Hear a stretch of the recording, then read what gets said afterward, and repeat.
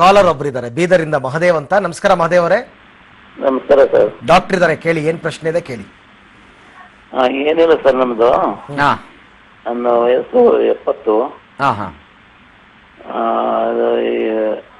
Tension ಸರಿ ಆಗ್ತದ, ಅದರ ಔಟ್ ಬೇಗನೆ ಆಗೋದಿಲ್ಲ. ಅದ ನನ್ನ ವಯಸ್ಸು 70. ಯಾವಾಗ್ಲಿಂದ? ಬೀದರಿಂದ.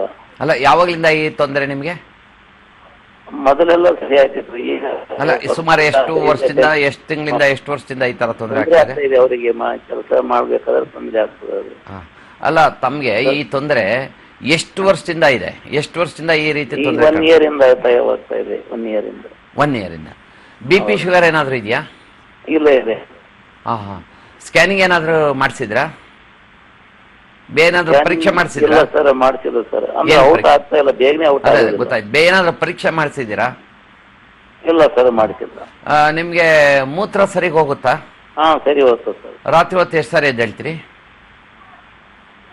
ಒಂದ್ಸಲ ರಾತ್ರಿ 2 ಗಂಟೆ ಅಥವಾ 3 ಗಂಟೆಗೆ ಒಂದ್ಸರಿ ಹೇಳ್ತೀವಿ.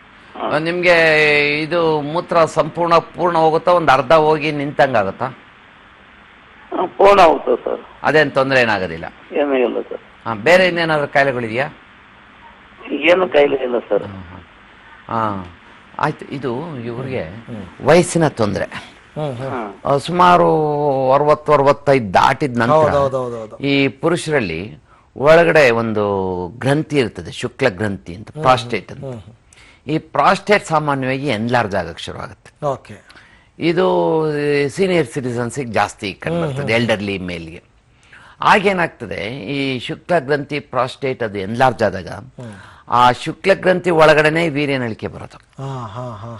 ಆಮೇಲೆ ಸ್ಟ್ರೀಮ್ ಇದೆಯಲ್ಲ, ಅದು ಒಂದು ಯೂನಿಫಾರ್ಮ್ ಆಗಿ ಬರೋದಿಲ್ಲ, ಬಿಟ್ಟು ಬಿಟ್ಟು ಬರೋಕ್ ಶುರು ಆಗುತ್ತೆ. ಜೊತೆಗೆ ಕೆಲವು ಸಾರಿ ಈ ಮೂತ್ರ ಸಂಪೂರ್ಣವಾಗಿ ಖಾಲಿ ಆಗಲ್ಲ, ಯೂರಿನರಿ ಬ್ಲಾಡರ್ ಇಂದ. ಮೂತ್ರ ವಯೋಸಹಜ ಅಂತೀರಾ? ಇದಕ್ಕೆ ಟ್ರೀಟ್ಮೆಂಟ್ ಇದೆಯಾ? ಇದೆ, ಖಂಡಿತ ಇದೆ. ಏನ್ ಟ್ರೀಟ್ಮೆಂಟ್ ಸರ್?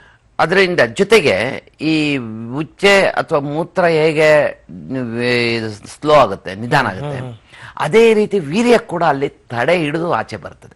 ಇವ್ರಿಗಾಗಿರೋದು ಅದೇನೆ ಅಷ್ಟೇ. ಇಜಾಕ್ಯುಲೇಷನ್ ಯಾಕೆ ಕಂಪ್ಲೀಟ್ ಆಗ್ತಾ ಇಲ್ಲ ಅಂದ್ರೆ ಪ್ರಾಸ್ಟೇಟು ಅದು ತಡೆ ಹಿಡಿತಾ ಇದೆ, ತಡೆ ಓಡ್ತಾ ಇದೆ. ಇದಕ್ಕೆ ಪ್ರಪ್ರಥಮವಾಗಿ ನಮ್ಮ ಈ ಬೀದರ್ ಸ್ನೇಹಿತರು ಯಾರು ಫೋನ್ ಮಾಡಿದಾರೆ ಅವ್ರು ಮಾಡ್ಬೇಕಾಗಿರೋದು ಅಂದ್ರೆ ಈ ಒಂದು ಟ್ರಾನ್ಸ್ರೆಕ್ಟಲ್ ಅಲ್ಟ್ರಾಸೌಂಡ್ ಸ್ಕ್ಯಾನಿಂಗ್ ಅಂತ ಮಾಡಿಸ್ಬೇಕು. ಆ ಟ್ರಾನ್ಸ್ರೆಕ್ಟಲ್ ಅಲ್ಟ್ರಾಸೌಂಡ್ ಸ್ಕ್ಯಾನಿಂಗ್ ಅಂದ್ರೆ ಗುದದ್ವಾರದ ಮುಖಾಂತರ ಮಾಡತಕ್ಕಂತಹ ಈ ಅಲ್ಟ್ರಾಸೌಂಡ್ ಸ್ಕ್ಯಾನಿಂಗ್ ಪರೀಕ್ಷೆ. ಅದರಲ್ಲಿ ನಮಗೆ ವೀರ್ಯನಳಿಕೆಗಳು ಚೆನ್ನಾಗಿದೆಯೇ, ವೀರ್ಯಕೋಶ ಚೆನ್ನಾಗಿದೆಯೇ ಮತ್ತು ಪ್ರಾಸ್ಟೇಟ್ ಚೆನ್ನಾಗಿದೆಯೇ, ಈ 3 ಚೆನ್ನಾಗಿದೆಯಾ ಗೊತ್ತಾಗೋಗ್ಬಿಡ್ತದೆ. ಎಲ್ಲಿ ಇವ್ರಿಗೆ ತಡೆ ಹಿಡಿತಾ ಇದೆ ಅದು ಗೊತ್ತಾಗೋಗ್ಬಿಡ್ತದೆ.